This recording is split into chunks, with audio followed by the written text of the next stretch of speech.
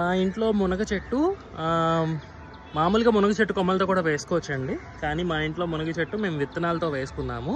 ఆ విత్తనం PKM1 అనే ఒక నెంబర్ కలిగిన సీడ్స్ అన్నమాట. సో ఆ సీడ్స్ మన దేశీ వెరైటీయే అనుకుంటా, బట్ చాలా బాగా గ్రో అయింది.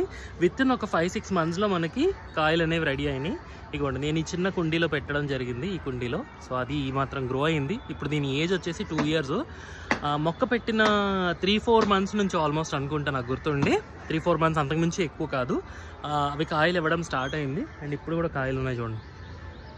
సో రెడీ టు హార్వెస్ట్ అనమాట. ఒకటి తీసి చూద్దాం.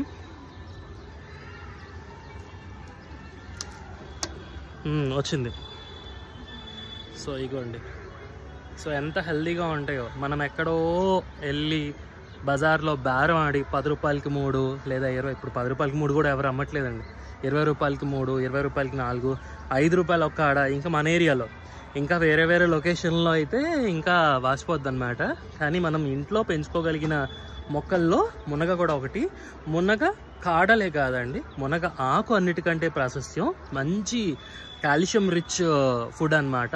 సో ఎప్పుడన్నా సరే ఏమీ ఇంట్లో లేకపోయినా 4 మునగాకులు తెచ్చుకొని పప్పు చేసుకొని తిన్నా కూడా ఇంటిల్ల పాదికి హెల్దీ అనమాట.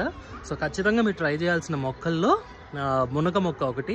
ఒక పాడైపోయిన బకెట్లో ఊరికనే ఇంత మట్టి పోసి, దానికి పెద్ద ఫెర్టిలైజర్స్ కూడా ఏం అక్కర్లేదండి, ఒక విత్తనం పెట్టుకుంటే చక్కగా మునగ మీరు పెంచుకోవచ్చు అనమాట. సో ఖచ్చితంగా ట్రై చేయండి.